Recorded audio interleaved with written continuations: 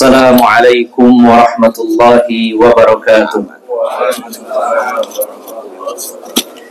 Innal hamdalillah nahmaduhu wa nasta'inuhu wa nastaghfiruhu wa natubu ilaihi wa na'udzu billahi min shururi anfusina wa min sayyiati a'malina. May yahdihillahu fala mudilla lahu wa may yudlil fala hadiyalah. Wa ashhadu an la ilaha illallah wahdahu la syarika lah. Wa ashhadu anna Muhammadan abduhu wa rasuluhu la nabiyya ba'dah. Sallallahu alaihi wa ala alihi wa ashabihi wa tabi'in wa tabi'it tabi'in wa man tabi'ahum bi ihsanin ila yaumiddin. Ya ayyuhalladzina amanu taqullaha haqqa tuqatih wa la tamutunna illa wa antum muslimun. Ya ayyuhan nasu taqu rabbakumul ladzi khalaqakum min nafsin wahidah wa khalaqa minha zawjaha wa bassa minhuma rijalan katsiran wa nisaa'a wattaqullaha alladzi tasaaluna bihi wal arham innallaha kana 'alaikum raqiba. Ya ayyuhalladzina amanu taqullaha wa qulu qawlan sadida yuslih lakum a'malakum wa yaghfir lakum dhunubakum wa may yuti'illaha wa rasulahu faqad faza fawzan 'azima. Amma ba'd, fa inna ahsanal kalami kalamullah wa khairal huda huda Muhammadin sallallahu alaihi wasallam wa syarral umuri muhdatsatuha fa inna kulla muhdatsatin bid'ah wa kulla bid'atin dhalalah wa kulla dhalalatin finnar. Kaum muslimin dan muslimat yang dirahmati Allah Subhanahu wa ta'ala, alhamdulillah, puji syukur kita panjatkan kehadirat Allah Subhanahu wa ta'ala pada hari ini, hari yang penuh barakah, hari yang terbaik bagi kita kaum muslimin, di mana hari ini adalah salah satu di antara dua hari raya, karena kaum muslimin memiliki dua hari raya tahunan, yaitu Idul Fitri dan Idul Adha. Dan bertepatan pula pada hari ini adalah hari Jumat, hari yang terbaik bagi kaum muslimin, sebagaimana Rasulullah sallallahu alaihi wasallam menyatakan dalam sabdanya, inna min afdali ayyamikum yaumul jum'ah fa'aksiru alayya minas salat. Sesungguhnya hari yang terbaik di antara hari kalian adalah hari Jumat, maka perbanyaklah salawat kepadaku. Dan juga hari ini adalah tanggal 10 Zulhijjah, salah satu hari di antara 10 hari pertama bulan Zulhijjah, di mana amal-amal saleh lebih dicintai oleh Allah Subhanahu wa ta'ala. Rasulullah sallallahu alaihi wasallam menyatakan dalam hadis yang diriwayatkan Imam Bukhari dari sahabat Abu Hurairah radhiyallahu anhu, beliau bersabda, ma min ayyamin al-amalu salihu fihinna ahabbu ilallahi min hadhil ayyam, yakni ayyamul ashr. Wa qila ya Rasulullah walal jihadu fi sabilillah, qala walal jihadu fi sabilillah illa rajulun kharaja bimalihi wa nafsihi wa lam yarji min dzalika bisyai'. Tidak ada hari di mana amal soleh lebih dicintai oleh Allah daripada hari-hari ini, yaitu 10 hari pertama di bulan Zulhijjah. Artinya 10 hari pertama, mulai tanggal 1 sampai hari ini tanggal 10, maka hari-hari tersebut ketika kita beramal soleh, kita beribadah kepada Allah Subhanahu wa ta'ala, maka amal soleh dan ibadah kita jauh lebih dicintai oleh Allah Subhanahu wa ta'ala daripada amal soleh dan ibadah pada hari-hari selainnya. Dengan kata lain, ketika kita beramal saleh atau beribadah lebih dicintai Allah, artinya pahalanya jauh lebih besar. Maka hari ini hari yang begitu menggembirakan kita semuanya. Ini adalah hari raya kita kaum muslimin, Idul Adha. Dan ini hari yang terbaik, dan ini adalah salah satu hari di mana amal soleh sangat dicintai Subhanahu wa ta'ala, bahkan lebih dicintai amal soleh kita daripada hari-hari yang lainnya. Maka rasa syukur begitu besar Subhanahu wa ta'ala, puja dan puji kita panjatkan kehadiratnya pada hari ini. Dan tidak lupa juga kita memperbanyak salawat dan salam atas Nabi kita yang tercinta Rasulullah Muhammad sallallahu alaihi wasallam. Tidak lupa khatib mengajak kepada pribadi khatib khususnya dan pada kaum muslimin dan muslimat pada umumnya.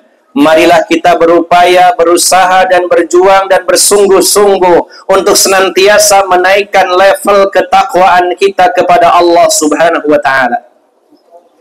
Hari-hari dunia kita semakin hari semakin menjauh dan hari-hari akhirat semakin mendekat.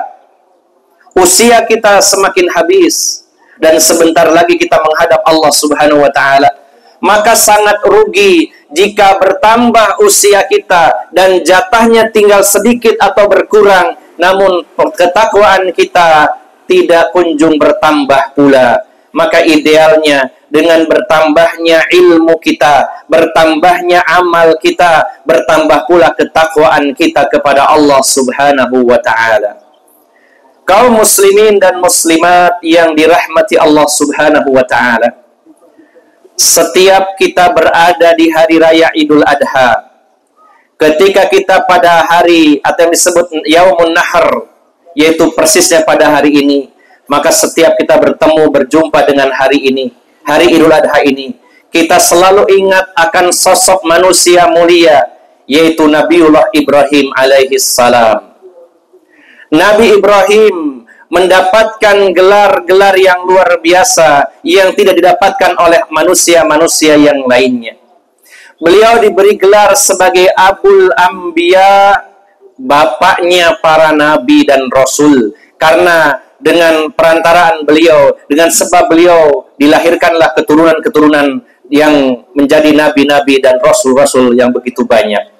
Bahkan termasuk nabi kita yang tercinta Rasulullah Muhammad sallallahu alaihi wasallam adalah bangsa Arab, dan bangsa Arab keturunan dari Nabi Ismail, dan Nabi Ismail adalah putra dari Nabi Ibrahim alaihissalam. Maka beliau bergelar Abul Anbiya, yaitu bapaknya para nabi dan rasul. Kemudian Allah juga memberikan gelar kepada beliau, yaitu dengan gelar Khalilullah, kekasih Allah Subhanahu wa ta'ala. Kalau kita mencintai seseorang, maka itu derajatnya masih rendah jika dibandingkan kalau kita mengasihi seseorang. Maka kekasih levelnya di atas dari orang-orang yang kita cintai, karena kekasih itu adalah orang yang sangat kita cintai dengan cinta yang sangat mendalam. Maka Nabi Ibrahim adalah kekasihnya Allah Subhanahu wa ta'ala. Di antara hamba-hamba Allah, beliau adalah orang yang sangat disayangi oleh Allah Subhanahu wa ta'ala. Kemudian Nabi Ibrahim mendapatkan kedudukan yang sangat tinggi, di mana ketika Rasulullah Muhammad sallallahu alaihi wasallam melaksanakan Isra Mi'raj, maka beliau Rasulullah sallallahu alaihi wasallam bertemu dengan Nabi Ibrahim yang saat itu sedang bersandar pada dinding Baitul Ma'mur, yaitu rumah ibadah yang ada di langit yang ketujuh. Maka langit ada 7 lapis, dan di lapisan yang tertinggi Allah tempatkan ruh Nabi Ibrahim dan bertemu dengan Rasulullah Muhammad sallallahu alaihi wasallam. Dan ruh-ruh anak-anak kaum muslimin yang belum baligh adalah berada dalam asuhan Nabiullah Ibrahim alaihi salatu wassalam. Kaum muslimin dan muslimat yang dirahmati Allah Subhanahu wa ta'ala, maka gelar-gelar yang disandang oleh Nabi Ibrahim alaihi salatu wassalam tidak didapatkan dengan cuma-cuma, tidak didapatkan dengan hanya bersantai-santai, namun beliau adalah sosok yang hidupnya penuh dengan ujian-ujian, bahkan ujian yang sangat berat, yang bisa jadi kita semuanya tidak sanggup menanggung ujian tersebut.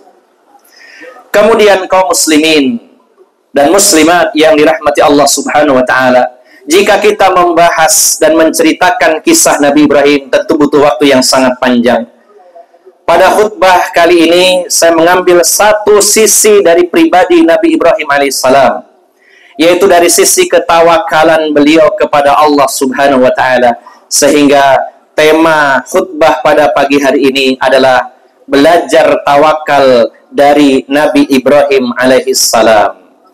Kaum muslimin dan muslimat yang dirahmati Allah Subhanahu wa taala, Ibnu Abbas pernah mengatakan sebagaimana dikutip oleh Imam Bukhari dalam kitab Sahih Bukhari. Qala Ibnu Abbas, berkata Ibnu Abbas, hasbunallah wa ni'mal wakil. Qalaha Ibrahim hina ulqiya finnar. Wa qalaha Muhammadun sallallahu alaihi wasallam hina qalu lahu innan nasa qad jama'u lakum fakhshawhum fazadahum imana wa qalu hasbunallah wa ni'mal wakil.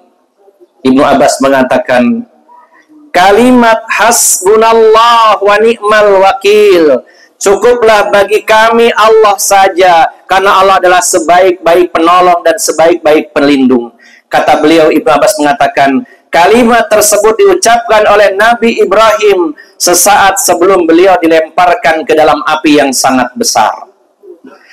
Di antara ujian beliau adalah ketika beliau harus berhadapan dengan pemerintah waktu itu yang kafir, yang tidak beriman kepada Allah dan menjadi pelopor penyembahan kepada berhala-berhala.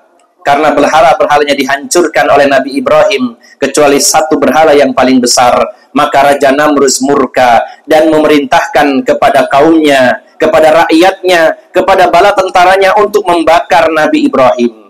Sebagaimana Allah firmankan dalam surat Al-Anbiya ayat 68. Allah menyatakan waqalu harriquhu wansuru alihatakum in kuntum fa'ilin. Mereka berkata, bakarlah oleh kalian Ibrahim itu dan tolonglah Tuhan-Tuhan kalian jika kalian termasuk orang-orang yang mau bertindak. Maka para ulama tafsir sampai menjelaskan saat itu sampai-sampai seorang wanita yang sedang sakit punya nazar, kalau saya diberi kesembuhan, saya akan mencari kayu bakar sebanyak-banyaknya dan ingin ikut andil membakar Nabi Ibrahim. Sampai segitunya. Maka beliau sendirian dihadapkan pada api yang menyala-nyala, sampai tidak ada lagi yang sanggup mendekat kepada api tersebut saking besarnya. Sampai disiapkan satu alat yang namanya manjanik untuk melontarkan tubuh beliau ke dalam api tersebut. Maka sesaat sebelum beliau dilemparkan, beliau menghadap ke langit dan beliau mengucapkan hasbunallah wa ni'mal wakil. Cukuplah bagi kami Allah saja, saya tidak butuh yang lainnya, karena Allah adalah penolong dan pelindung yang terbaik. Kata-kata Al-Wakil ini adalah salah satu nama Allah Subhanahu wa ta'ala. Dalam bahasa keseharian saja, ketika kita ini mengatakan saya telah mewakilkan tugas ini kepada si fulan, maka artinya kita menyerahkan sepenuhnya kepada si fulan tersebut. Sebagaimana contoh seorang laki-laki, seorang bapak, seorang ayah ketika akan menikahkan putrinya dan dia sebagai walinya, namun dia menyerahkan perwalian kepada penghulu misalkan, atau istilahnya taukil wali, maka si ayah ini akan menyerahkan sepenuhnya kepada penghulu untuk menikahkan putrinya dengan seorang laki-laki. Maka ketika kita mewakilkan tugas kepada seseorang, kita tidak akan cawe-cawe, kita tidak akan ikut campur, kita serahkan sepenuhnya kepadanya. Maka itulah hakikat tawakal kepada Allah, karena Allah adalah Al-Wakil, itu zat yang maha menolong dan maha melindungi kita. Maka ketika kita menyatakan kita tawakal kepada Allah, maka serahkan seluruh urusan kepada Allah Subhanahu wa ta'ala. Dan kalimat yang disampaikan oleh Nabi Ibrahim begitu luar biasa dalamnya, hasbunallah wa ni'mal wakil. Cukuplah bagi kami Allah. Kalimat cukup artinya sudah tidak butuh sama sekali selain Allah Subhanahu wa ta'ala.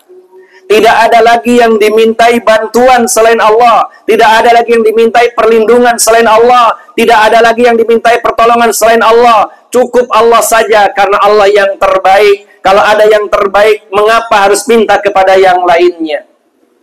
Maka kaum muslimin dan muslimat yang dirahmati Allah Subhanahu wa taala, Nabi Ibrahim mengucapkan itu dan beliau tidak butuh siapapun saat itu kecuali Allah saja, dan beliau meyakini bahwa cukup Allah. Kalau kata cukup berarti tidak ada yang lain. Dan beliau meyakini bahwa Allah adalah sebaik-baik penolong. Kalau yang terbaik adalah Allah, maka tidak butuh yang lainnya.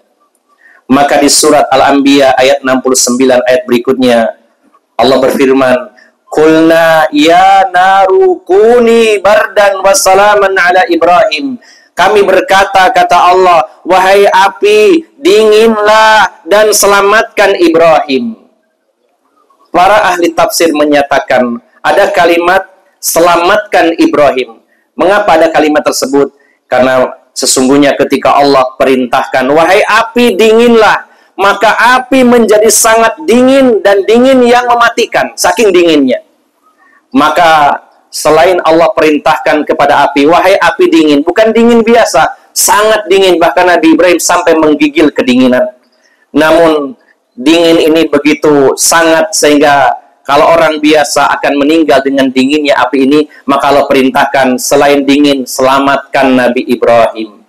Maka ini adalah buah dari penyerahan diri sepenuhnya Nabi Ibrahim kepada Allah Subhanahu wa taala. Ini adalah buah ketawakalan Nabi Ibrahim kepada Allah Subhanahu wa taala. Kemudian Ibnu Abbas mengatakan, dan kalimat hasbunallah wa ni'mal wakil juga diucapkan oleh Rasulullah Muhammad sallallahu alaihi wasallam dan juga para sahabat dalam peristiwa perang Hamra'ul Asad. Kita mengenal peristiwa perang Uhud yang terjadi pada hari Sabtu, tanggal 7 Syawal, tahun ketiga Hijriah, bertepatan dengan tanggal 25 Maret 625 Masehi. Hari Sabtu terjadi perang antara kaum muslimin yang berjumlah 700 orang dengan pasukan musyrikin yang berjumlah 3.000 orang. Dan perang itu berlangsung 1 hari, mulai dari waktu duha di pagi hari dan berakhir di waktu asar. Terbunuh dan menjadi syuhada 10% dari pasukan kaum muslimin, atau tepatnya 70 syuhada dari 700 personil yang bertempur saat itu. Maka 630 personil termasuk di dalamnya Rasulullah SAW pulang di waktu asar, seluruhnya dalam keadaan terluka yang sangat parah.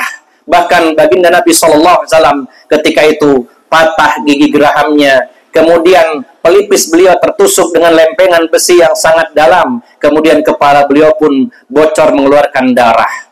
Dan 630 sahabat Nabi bersama Rasulullah luka parah pada saat itu pulang ke Madinah. Ahli sejarah mencatat bahwa ketika sholat maghrib, sholat isya, dan sholat subuh, yang ada di Masjid Nabawi hanyalah anak-anak kecil dan orang-orang dewasa saja, karena mayoritas kaum muslimin saat itu terluka parah akibat pertempuran yang terjadi pada peristiwa perang Uhud.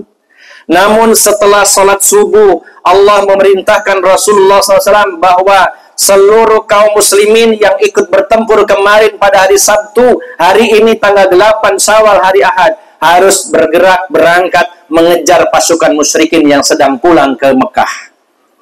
Maka Rasulullah mengumumkan, seluruh kaum muslimin yang kemarin ikut bertempur, yang dalam keadaan luka parah, harus berangkat semuanya. Maka dengan penuh semangat, para sahabat yang terluka parah berbondong-bondong berkumpul di depan Masjid Nabawi. Bahkan di antara mereka ada 2 orang yang bersaudara yang sedang diobati oleh ibunya luka-luka mereka. Mereka tidak sanggup untuk berjalan secara normal. Maka kakak dan adik ini berunding, yaitu harus bagaimana caranya supaya bisa sampai ke hadapan Rasulullah dalam keadaan luka.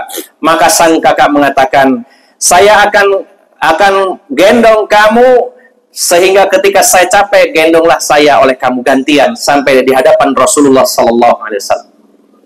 Maka akhirnya kaum muslimin bergerak menuju satu kawasan yang bernama Hamra'ul Asad, yaitu sebuah bukit yang berwarna merah seperti singa, sehingga disebut Hamra'ul Asad, yaitu singa yang merah. Dan di sana Rasulullah memutuskan untuk memasang tenda dengan kaum muslimin. Maka Abu Sufyan yang sedang perjalanan menuju Mekah, dan mereka merasa bahwa mereka telah menang dalam peristiwa Uhud, mereka mendengar berita bahwa Rasulullah SAW dan pasukannya mengejar mereka. Maka Abu Sufyan berinisiatif memberi bekal kepada rombongan dagang yang akan melintas Madinah. Dia mengatakan, kami akan memberi tambahan bekal bagi kafilah dagang yang akan ke Madinah asal mau menuruti keinginan kami. Yaitu sampaikan kepada Muhammad dan pasukannya bahwa kami orang-orang Quraisy Mekah sudah menyiapkan pasukan yang lebih besar dan akan membasmi menghabisi Muhammad dan orang-orangnya sampai ke akar-akarnya. Maka kafilah dagang ini ketika melintas dan sampai di perkemahan Rasulullah dan para sahabat, mereka mengatakan, wahai Muhammad, sesungguhnya Abu Sufyan di sana sudah menyiapkan pasukan yang jauh lebih besar dengan persenjataan yang lebih lengkap, sementara kalian hanya ratusan orang yang dalam keadaan luka parah. Bagaimana kalian akan melawan mereka? Takutlah kalian kepada mereka, wahai Muhammad. Maka hal ini diabadikan oleh Allah Subhanahu wa taala, dicantumkan dalam firman-Nya surat Ali Imran ayat 173. Allah menyatakan, alladzina qala lahumun nas innan nasa qad jama'u lakum fakhshawhum fazadahum imana wa qalu hasbunallahu wa ni'mal wakil. Dan orang-orang yang mentaati Allah dan Rasul-Nya, ketika dikatakan kepada mereka, takutlah kalian kepada pasukan Quraisy yang lebih besar dan bersenjata lengkap, takutlah kalian kepada mereka. Maka apa yang dikatakan Rasulullah dan para sahabat waktu itu, hasbunallah wa ni'mal wakil. Cukuplah bagi Allah, bagi kami Allah, dan kami tidak butuh yang lainnya, karena Allah adalah penolong dan pelindung yang terbaik. Maka sampai 3 hari 3 malam tidak seorang pun dari musyrikin Mekah yang menampakkan batang hidungnya di hadapan Rasulullah SAW dan para sahabatnya. Maka yang tadinya mental perang para sahabat sempat jatuh dan drop dalam peristiwa perang Uhud. Setelah peristiwa Hamra'ul Asad ini, semangat juang, semangat jihad kaum muslimin meronta-ronta dan bergejolak kembali. Mereka begitu bersemangat karena Allah menunjukkan betapa pengecutnya, betapa penakutnya Abu Sufyan dan pasukan yang 3.000 tadi ketika berhadapan dengan orang-orang yang sedang terluka. Maka ini memompas semangat juang Rasulullah Muhammad SAW dan para sahabat. Maka kaum muslimin dan muslimat, kalimat hasbunallah wa ni'mal wakil, inilah kalimat yang begitu dalam, kalimat yang menunjukkan ketawakalan seseorang kepada Allah Subhanahu wa ta'ala. Mari kita mengukur ketawakalan diri kita masing-masing, karena ketawakalan kita menjadi barometer kedalaman iman dan Islam kita. Allah Subhanahu wa ta'ala menyatakan dalam surat At-Taubah ayat 51, wa 'alallahi falyatawakkalil mu'minun, dan hanya kepada Allah lah hendaknya kalian bertawakal jika kalian itu beriman. Hanya kepada Allah kalian bertawakal jika kalian beriman.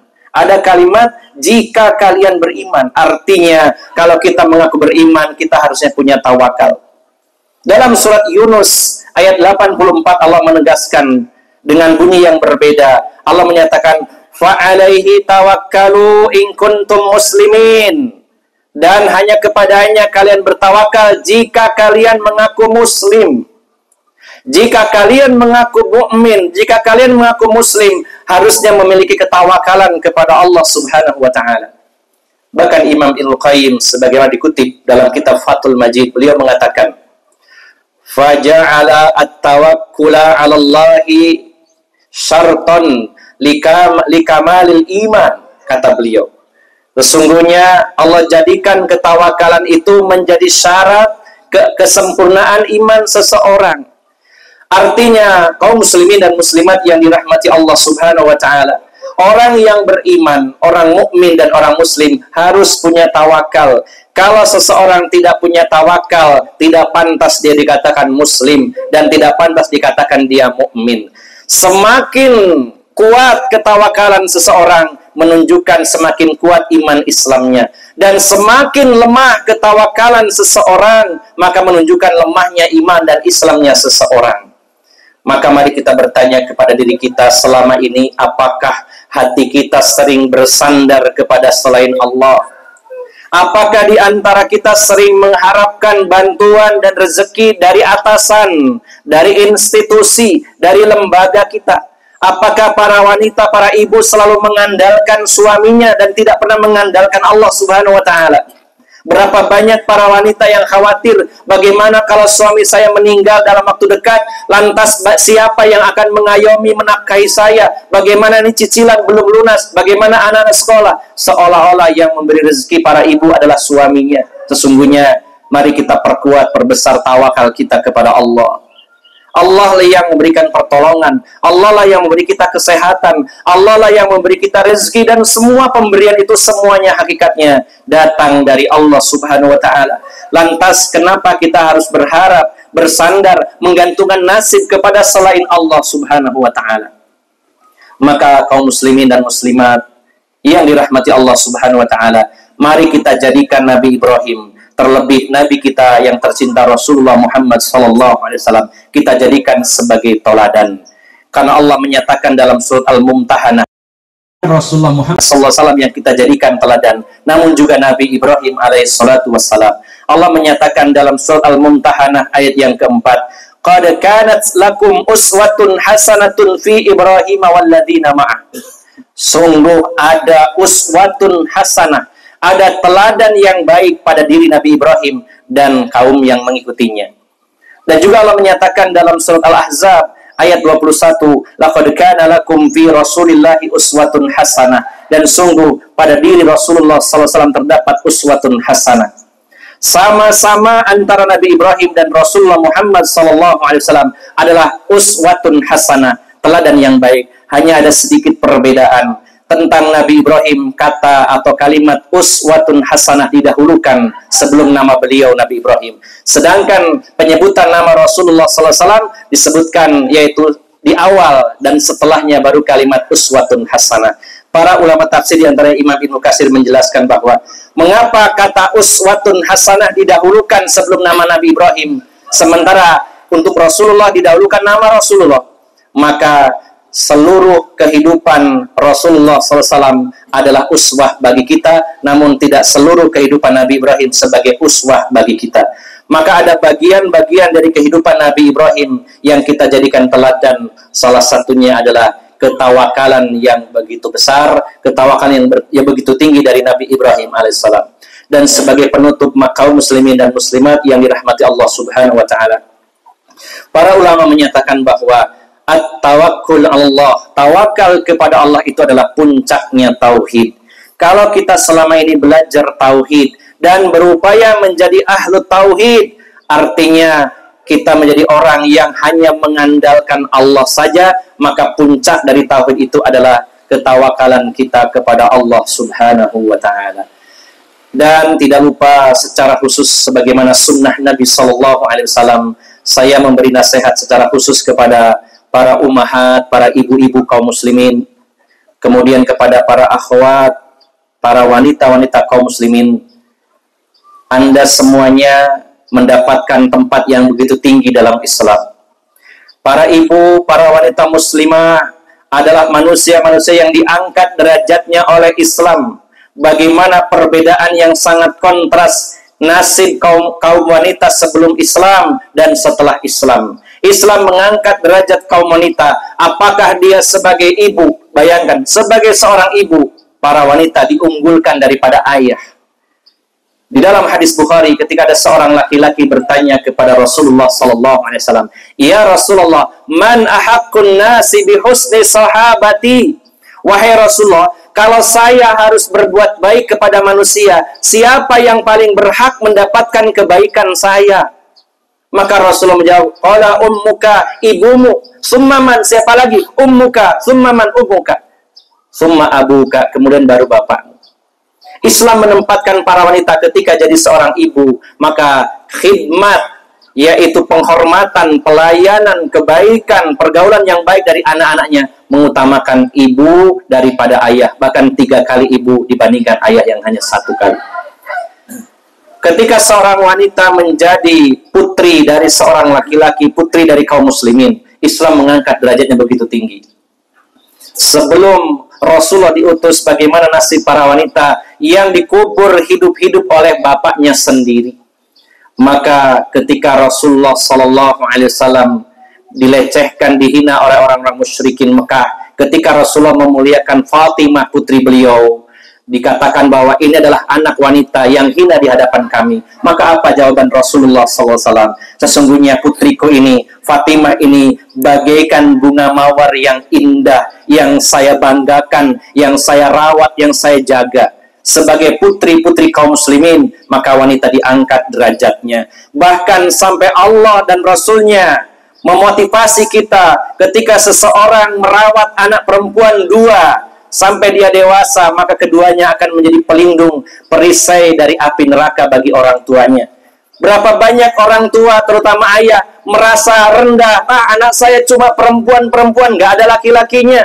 Maka ingat, Rasulullah SAW mengabarkan dengan kabar gembira, siapa yang mempunyai anak perempuan 3 atau siapa yang mempunyai anak perempuan 2, dia rawat dengan baik hingga dewasa, hingga besar, maka anak-anak perempuan tadi akan menjadi perisai, pelindung bagi orang tuanya dari api neraka. Bagaimana kita tidak bangga dengan memiliki putri-putri yang kita cintai? Islam mengangkat wanita sebagai anak, dan tentunya Islam mengangkat wanita sebagai istri, sampai Rasulullah menjadikan barometer kebaikan seorang laki-laki ketika dia lembut kepada istrinya. Rasulullah menyatakan, khairukum altafukum li ahlikum. Yang terbaik di antara para suami, yang terbaik di antara para laki-laki adalah yang paling lemah lembut kepada istrinya. Ini bentuk penghormatan Islam kepada para wanita. Apakah sebagai ibu, apakah sebagai putri, apakah sebagai istri, maka sebagai saudari pun demikian. Islam menghormati kaum wanita. Maka para wanita, para ibu, saya berwasiat, mari bersiap-siap untuk menjadi ahli surga, yang akan masuk ke dalam pintu surga dari pintu mana saja yang ibu inginkan. Hanya 4 hal yang diminta dalam Islam agar ibu menjadi penghuni surga, bahkan bisa masuk surga dari pintu yang mana saja.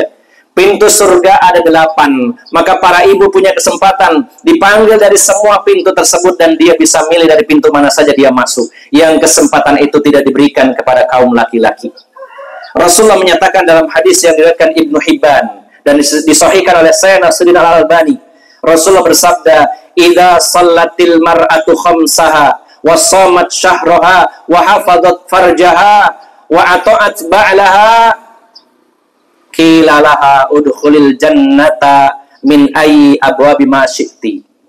Jika seorang wanita itu salat 5 waktu, jika seorang wanita itu puasa Ramadan, jika seorang wanita itu menjaga kehormatan dirinya, tidak selingkuh, setia kepada suaminya. Dan yang keempat, jika seorang wanita itu taat kepada suaminya, maka dikatakan kepadanya nanti, wahai para wanita yang melakukan 4 perkara tadi, yang disebut mujibatul jannah. Siapa yang melakukan 4 perkara ini, maka dia wajib masuk surga, yaitu salat 5 waktu, puasa Ramadan, menjaga kehormatan diri, dan taat kepada suami. Akan dikatakan kepadanya, masuklah engkau ke dalam surga dari pintu mana saja yang kau inginkan dan kau kehendaki.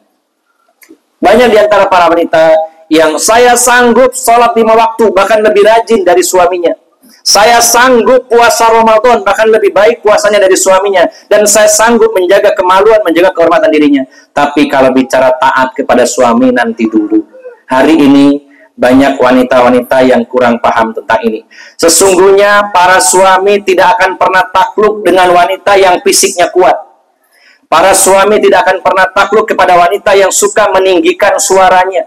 Para suami tidak akan takluk kepada para wanita yang suka ngeyel kepada suaminya. Para suami tidak akan tunduk dan patuh kepada wanita yang temperamen. Tapi para suami demi Allah akan tunduk, akan penuh kasih sayang kepada para istri yang taat kepada suami. Gampang rahasia suami ingin baik dan lembut kepada istrinya, taat kepada perintah suami selama tidak melanggar aturan Allah Subhanahu wa ta'ala. Jangan ikuti tren yang ada di TikTok. Jangan ikuti tren yang ada di IG, Instagram yang mengajak kaum wanita supaya berani kepada suaminya. Maka para ibu, saya ajak mari perhatikan masalah yang penting ini. Biasakan merendahkan suara pada suami, tidak melawan, tidak mengeyel, dan itulah sumber kebahagiaan rumah tangga. Suami menjadi suami yang lembut, tapi istri menjadi istri yang patuh kepada suami. Selama suami tidak mengajak kepada maksiat atau pelanggaran-pelanggaran syariat, maka wajib hukumnya bagi para ibu untuk mentaatinya. Kaum muslimin dan muslimat, inilah yang bisa kami sampaikan. Semoga kita dijadikan oleh Allah Subhanahu wa taala menjadi orang-orang yang memiliki ketawakalan kepada Allah Subhanahu wa taala. Semoga kita diberi kemampuan untuk meneladani Rasulullah Muhammad sallallahu alaihi wasallam dan meneladani Nabi Ibrahim alaihi salam. Dan mari kita akhiri dengan bersama-sama bermunajat kepada Allah Subhanahu wa taala. Allahumma salli wa sallim wa barik ala nabiyyina Muhammadin walhamdulillahi rabbil alamin. Allahumma ighfir lil muslimina wal muslimat wal mu'minina wal mu'minat al ahya'i minhum wal amwat innaka sami'un qaribun mujibu da'awat ya qadiyal hajat. Rabbana ighfir lana dhunubana wa liwalidayna warhamhuma kama rabbayana shighara. Rabbana ighfir lana wa li ikhwanina alladhina sabaquna bil iman wa la taj'al fi qulubina ghillan lil ladzina amanu rabbana innaka ra'ufur rahim. Rabbana la tuzigh qulubana ba'da idh hadaitana wa hab lana min ladunka rahmah innaka antal wahhab. Allahumma ya muqallibal qulub wal absar tsabbit qulubana ala dinik. Allahumma anta rabbuna farzuqnal istiqamah. Allahumma khtim lana bi husnil khatimah. Rabbana hab lana min azwajina wa dhurriyyatina qurrata a'yun waj'alna lil muttaqina imama. Rabbana atina fid dunya hasanah wa fil akhirati hasanah wa qina adzaban nar. Subhana rabbika rabbil izzati amma yasifun wa salamun alal mursalin walhamdulillahi rabbil alamin. Dari awal hingga akhir kami mohon maaf yang sebesar-besarnya. Aqulu qawli hadza wa astaghfirullah li wa lakum wa akhiru da'wana anil hamdulillahi rabbil alamin. Wassalamu alaikum warahmatullahi wabarakatuh.